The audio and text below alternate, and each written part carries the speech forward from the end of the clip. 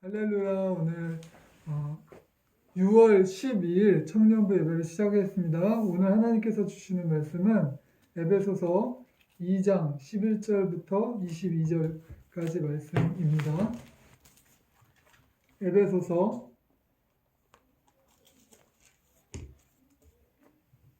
2장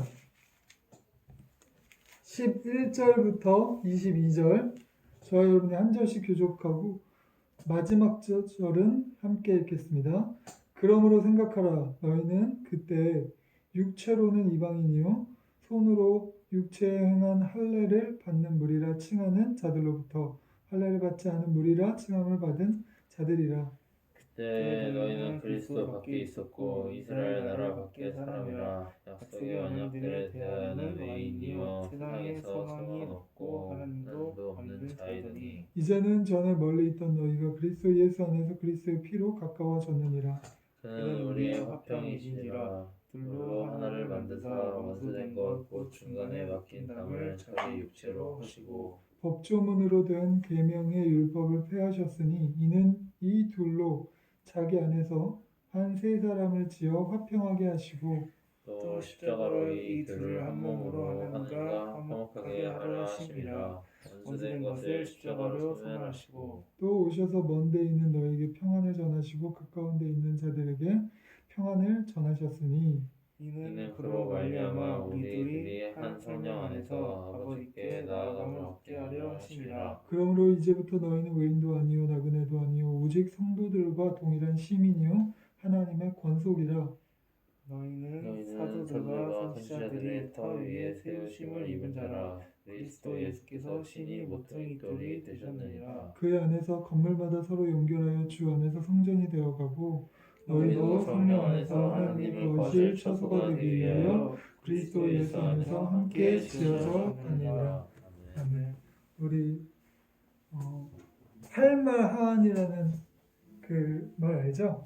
신조어. 이게 뭔 말이지? 할 말은 많지만 하게 하지. 그렇지. 할 말은 하지만 많지만 하지 않겠다. 이 말이죠. 이게 그 우리 세대에 그러니까 깨어진 관계를 잘 보여주는 말 같아요. 그러니까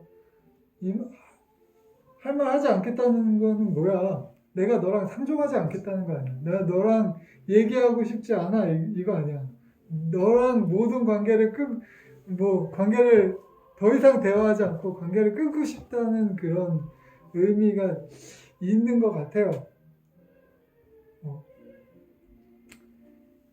젊은이와 노인, 우리 한국 사회를 보면 남자와 여자, 그리고 사장님과 사원이 할 말 하한하는 그런 시대 같아요.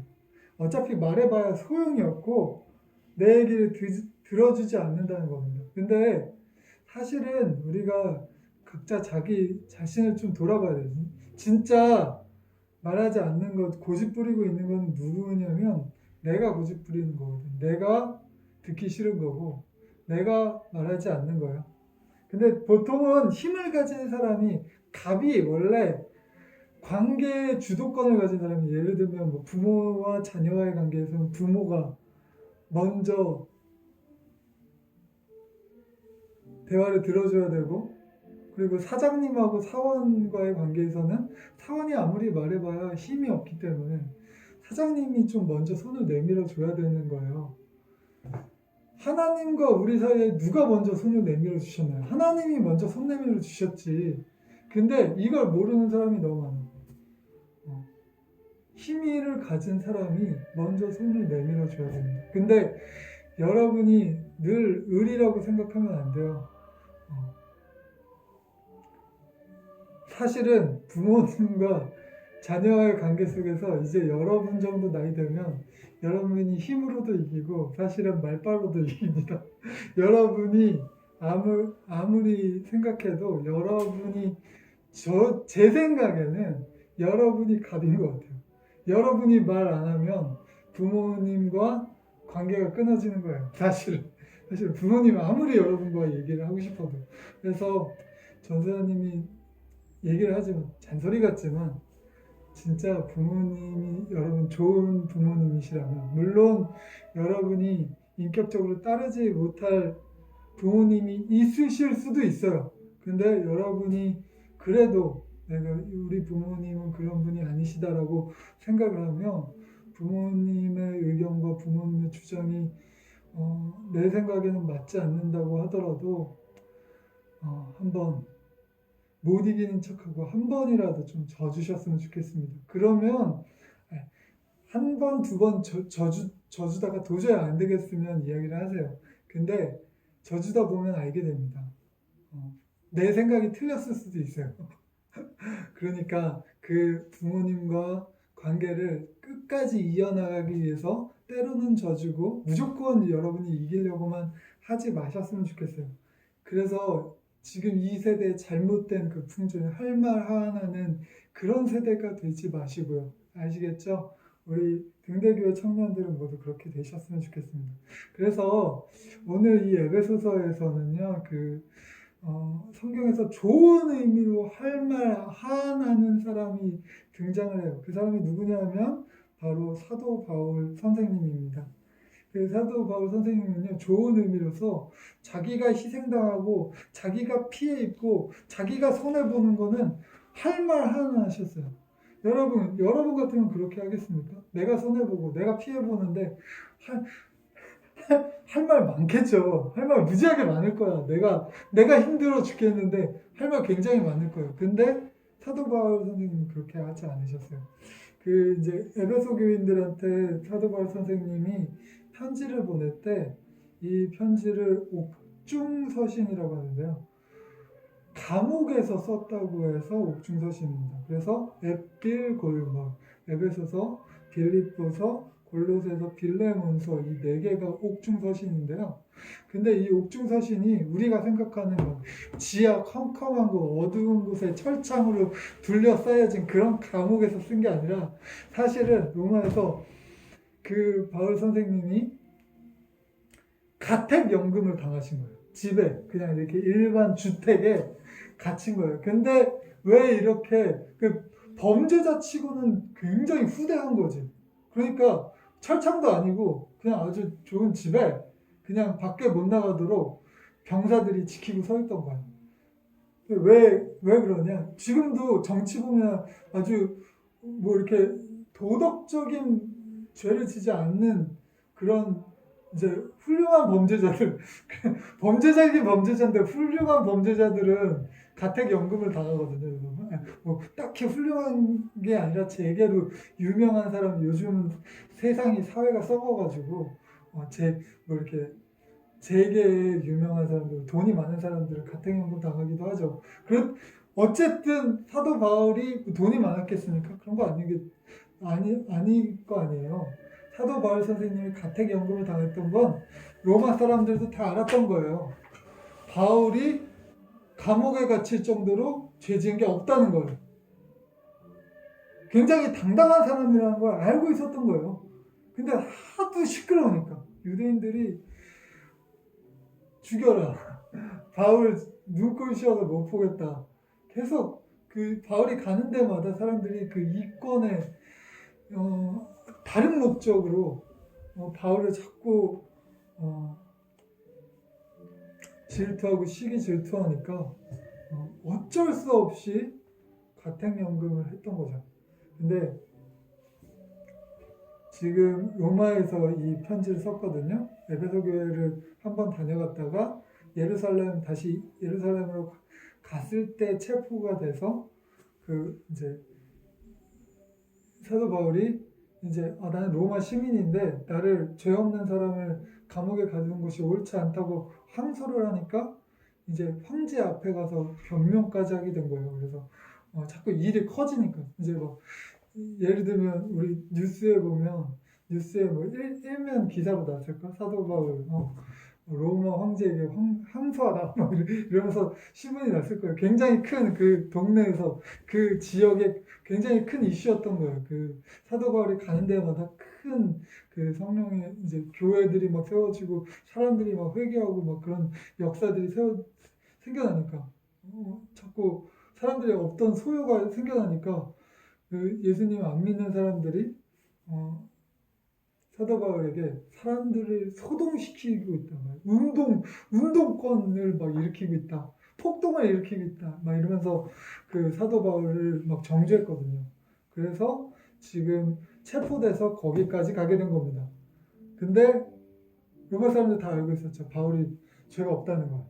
이렇게 착한 사람이 무슨 죄를 짓겠느냐. 다 그런 생각을 했던 거예요. 그래서 가택연금을 한 거지. 근데 그 로마에서 사도 바울 선생님이 그 에베소서를 에베소 교회 이제 막 사람들을 전도하고 막 새로 생겨난 그 교회에서 교회에 편지를 보냈어요. 근데 이 에베소가 어떤 도시였냐면 우리나라로 치면 큰 항구가 있는 항구 도시였거든요. 부산이라고 생각하면 돼. 부산은 어떤 동네지? 부산? 항구 도시인데 잘 노는 사람들 많은 동네예요. 원래 항구 도시나 사람들의 인구 이동이 많은 도시는요. 예로부터 좀 노는 사람들 많은 동네예요. 잘 노는 동네예요. 잘 노는 동네. 그 에베소도 마찬가지였습니다. 에베소에는요. 그 당시에 아시아 전역에 유명했던 그 여신을 숭상하는 아데미 여신이라고 여신을 숭상하는 교회였는데요. 그 사도행전 19장에 보면 그 여신이 온 아시아와 천하에 걸쳐서 숭배를 받았다고 기록하고 있습니다. 근데 전도사님 지금으로 여러분 이제 여신을 숭배한다고 하면 여러분들 생각에는 그 이제 어떻게 생각하는지 모르겠는데 고대 사회에서 신을 숭배한다는 거는요 최고의 오락이었어요. 그러니까 뭐 이렇게 그리스 로마 신화 있잖아요. 그들에겐 최고의 드라마예요. 최고의 영화야. 그리스 로마 신화 지금도 재미있는 이야기잖아요.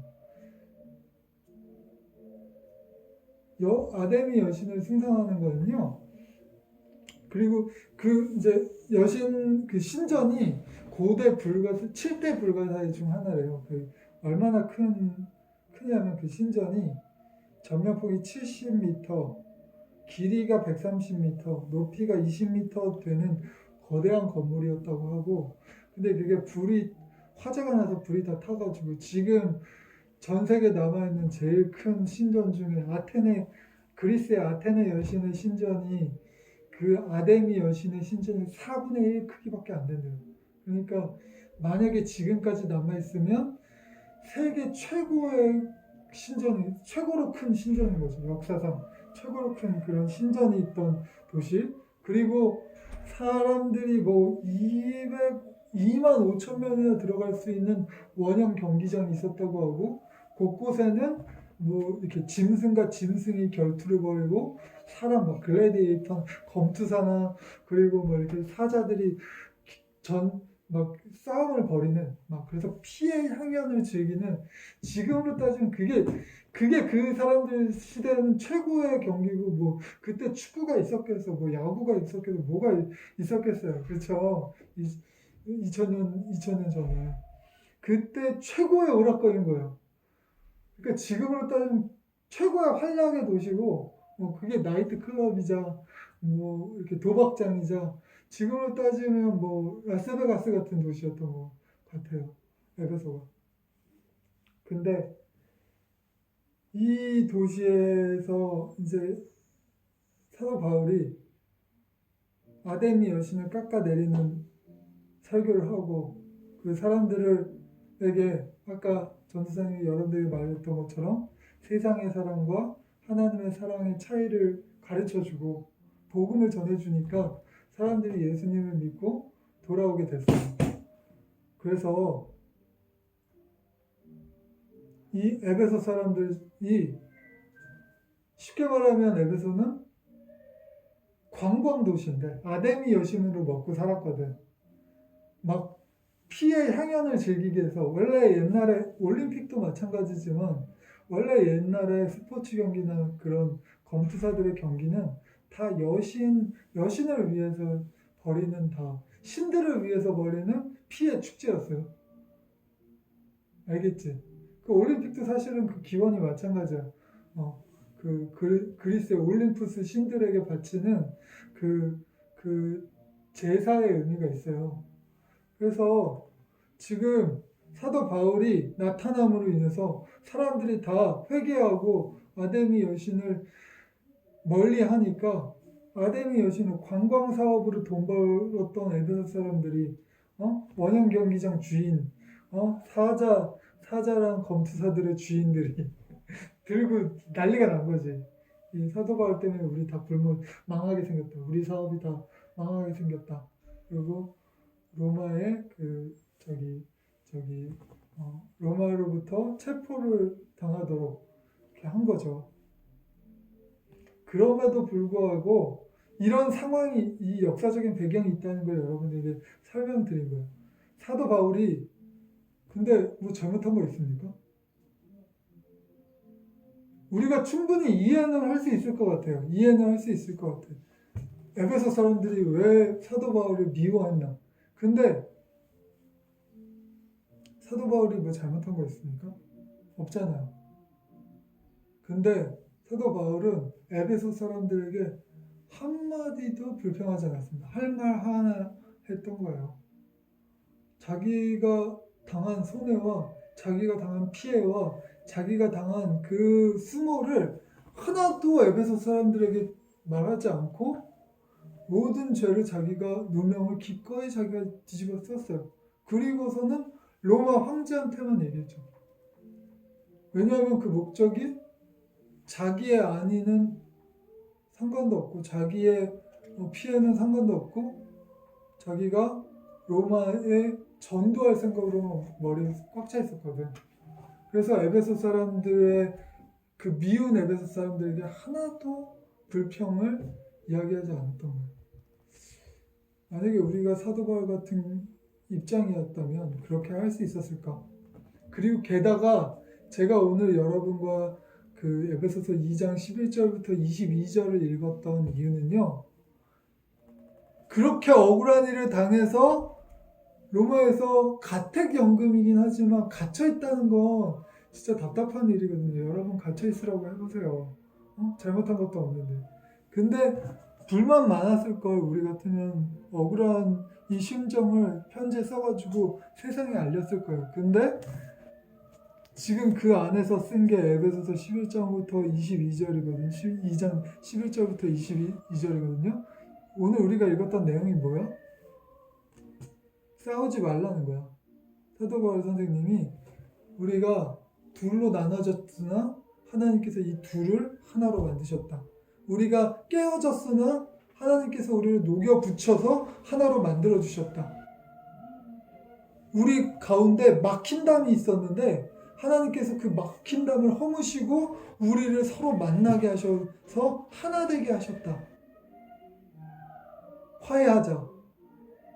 화평하자. 화목해 하자. 그 말씀을 오늘 저와 여러분이 읽은 거거든요. 어떻게 이런 상황에서 이런 글을 쓸 수가 있지? 우리 같으면 나 같으면 불평 잔뜩 썼을 거예요. 에베소 사람들이 내가 잘못도 안 되는데 나를 돌을 던지고 토마토 던지고 나한테 해코지하고 나한테 잘못했습니다. 그 사람들이 막 이런 얘기 막 썼을 거야. 근데 그런 얘기가 하나도 없다니까. 에베소에 이거는요.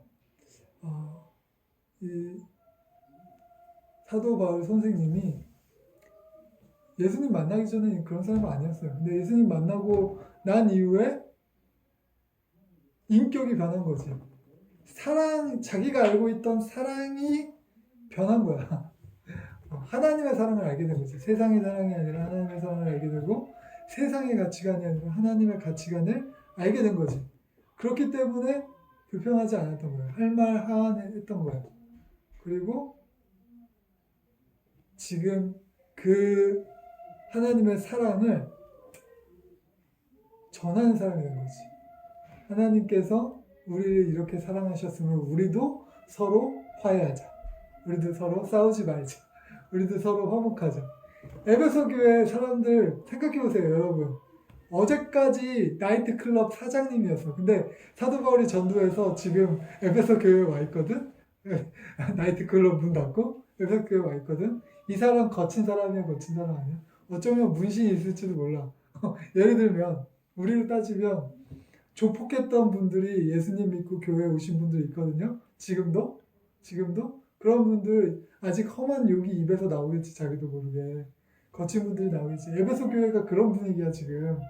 지금 온갖 잡다한 사람들 다 있어서 서로 그 안에서도 이래라 저래라 싸우고 있고, 그리고 아마 교회 밖으로도 험한 무리들이 많아서 시끄러운 상황이었을 거야.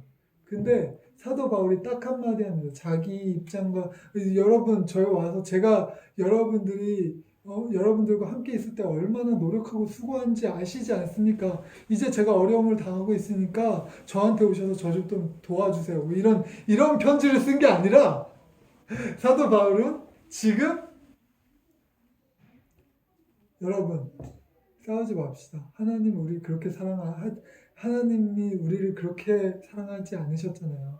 하나님 모든 피해 하나님께서 다 당하시고 모든 누명 하나님 다 당하셨잖아요. 하나님께서 우리 사이에 막힌 담을 허무셨으므로 우리가 더 이상 싸울 이유가 없습니다. 화해합시다. 화평합시다. 화목합시다. 이런 편지를 써서 보낸 거야. 그 상황 가운데. 그 상황을 모르고 에베소서만 읽으면 별로 감흥이 좀 덜하지. 근데 그런 상황에 그런 에베소 교회에 이런 편지를 보냈다는 건 사도 바울이 정말로 인격이 변하고 다른 사람이 되었구나. 정말 사랑이 넘치는 사람이었구나. 라는 걸 알 수 있게 되고요. 그리고 또 거기까지 생각이 미쳤으면 매력적이다. 우리가 정말 사도 바울 같은 사람이 되어야지. 진짜 멋있는 게 뭐야? 진짜 멋있는 게 괜히 가오 잡고 괜히 겉멋 부리고 쿨한 게 멋있는 게 아니라 할 말 하는 정말 관계를 위해서 피해당하고 희생당해도 할 말 하는. 근데 결국엔 나중엔 진실은 드러나게 됐어요. 의로운 사람은 정의로운 사람은 다 이 세상에 드러나게 돼 있어요. 그리고 이 세상에 드러나지 않더라도 우리가 드러나는 걸 바래서 그렇게 빛과 소금이 되자고 하는 거 아니지 않습니까? 하나님만 아시면 돼요. 나의 정의는 하나님만 아시면 돼요. 나의 사랑은 하나님만 아시면 돼요.